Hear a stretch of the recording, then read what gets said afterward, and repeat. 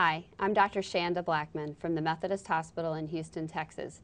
I'm a thoracic surgeon, and on behalf of Women in Thoracic Surgery, we're going to be interviewing Dr. Lillian Rachlin today. We want to talk to Lillian a little bit about her history. She's 93 years old, and she's seen the face of medicine change over her years. We look forward to hearing what she has to say. Lillian, thanks for being here with us today. Thank you for having me. Tell us a little bit about what you decided to go into medicine for and what it was that inspired you, and a little bit about your history. Yeah. I was born July 1st, 1918, which is a couple of years ago. I helped stop World War I, and of course lived through World War II and all the other warfare times that we have had in the United States since then. I have never, ever not thought about being a doctor. When people say, what do you want to do when you grow up? I say, I want to be a doctor. Why? I don't know. Although I must say, we had a woman doctor, in fact, who delivered me and my two brothers. So we're talking back in the early 1900s. Whether she influenced me, I don't know. But I just never, ever thought of anything else except practicing medicine at the time. And what I brought with me was a film that the VA had made to be used for showing some of their research with holograms in the early days. They did a lot of early research with that. And I took that with me to show in the Soviet Union. And they made copies of it to keep, which we were very happy to have them do, because it showed what we did in the United States. And it worked out very well. So I had that as my first real medical overseas experience, was that. And then you became addicted? I became addicted. Then when I had an opportunity in 1973 to work abroad. I was still working with the VA. I had about 5 years left to reach my goal of the 20 years, which was the minimum number of years if you had so-called full retirement benefits. I was asked to go to Indonesia with a group of physicians to evaluate a brand new hospital that had been built by the Pertamina, the national oil company of Indonesia. They had a system similar to what Kaiser was when it first started, with little hospitals and clinics and for their own employees, and then gradually expanded it to the general public. And it had a brand new hospital. It had been only open 2 years and wasn't functioning the way they liked it. So it's the company that hired me and sent the group over were there to evaluate why it wasn't done. So I took 2 years out of the VA to go there. I already had the Soviet experience. I liked that. And this really gave me an idea that, hey, when I retire, this is what I would like to do, to work overseas. So I did my 2 years there in Indonesia, did a lot of lecturing, and besides what we were there to do formally with the hospital, I went to other institutions in different islands and traveled around Indonesia a lot and did the lectures and evaluations for them that was above what I originally was assigned to do, but found it was great. So this is what I'll do. When I retire from the VA, I'm going back, I retire, I'm going to work overseas. And this is what I did. So I officially finished my formal working, full-time working, and it was with the VA in 1980. Okay. Then I worked for the California Medical Board for 6 years, and at that time, you know, I got to learn, like the medical boards here in Texas, you know, I was in the Division of Medical Quality. Any complaints against the physicians came into our department. So I was seeing the practice of medicine from an entirely different point of view. Right. And quality is one of the biggest, most important medical issues today. And it is still the most important one. Tell me about Somalia. Somalia, that was interesting. That was working with the International Medical Corps, which started out working in Afghanistan when the Soviets first invaded, and then gradually expanded to what it is now, a major, major international medical establishment.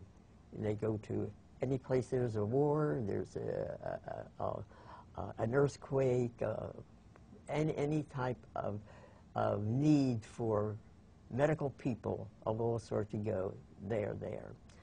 And this was at the time, it was 1991 that I was there in Mogadishu, which was the capital of Somalia. They had gotten rid of, by a coup of the original head of the country. I don't know what he was called, the king or whatever, and the person who replaced him then became too much of a dictator, which happens so often in countries that we're seeing today that are going through the same type of thing. And then there are people who were antagonized and decided we'll get rid of this dictator. So then you had a group that came in and got rid of the dictator. But however, they then started to fight amongst themselves, and they had other groups there. But in the meantime, the care and the need for medical care for the population, not just of Mogadishu, with the capital, but in other towns and villages. It's an agrarian country, you know. You have all these nomads who go around with their camels and other animals to feed the hungry, and you have all these people with AK-47s and Kalashnikovs would go up to the people standing in line to get their food and take it away from them. And what can you do? It was a fascinating period of time to be there. This was before the U.S., when the two groups were fighting amongst themselves. It was so difficult and so hard for people to get along that many of the aid organizations, the non-governmental organizations, the NGOs, left. And the only ones that stayed on was ours, the International Medical Corps, Médecins Sans Frontières, Doctors Without Borders, they stayed on, and ICRC, the Red Cross, stayed on. Just the three. Everybody else left because it was just so hazardous to be there. But it was a fascinating experience.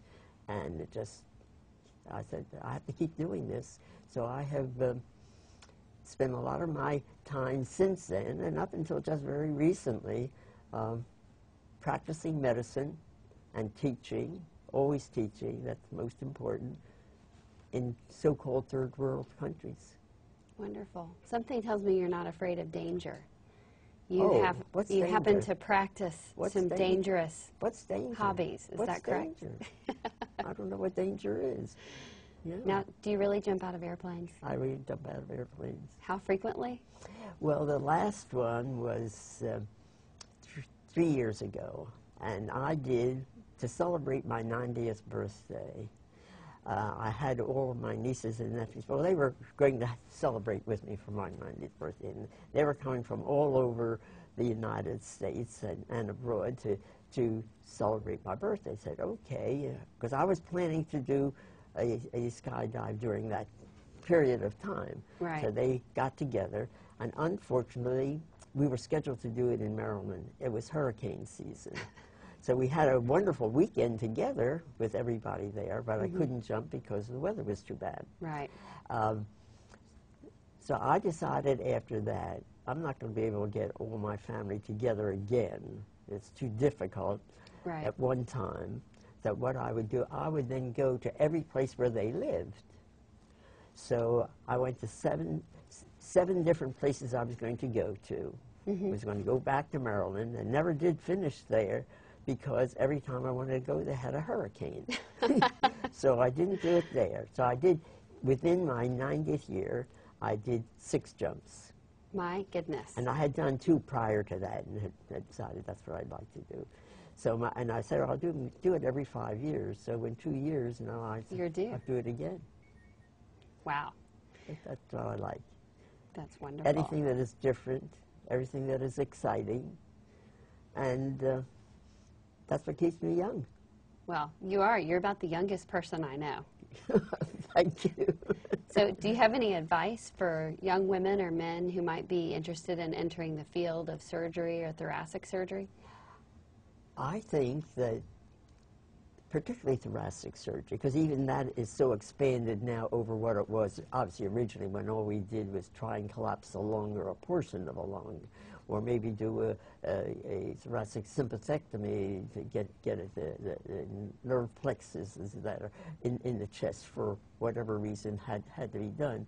That you can do so much now, because again, the not only have the techniques, the technology has improved so much to make it easier for people like you and the young ones coming along to go ahead and do anything that has to be done, that can be done. And that's the way to do it. And it's fascinating. I'm still fascinated by it. It's so fun. Yeah. Well, great. Thanks for visiting with us. We really appreciate you giving us your time and telling us some of your stories. And maybe we'll have to do this again because I want to hear more. Thank you very much. I'd be very happy to do that. Thank you, Lillian.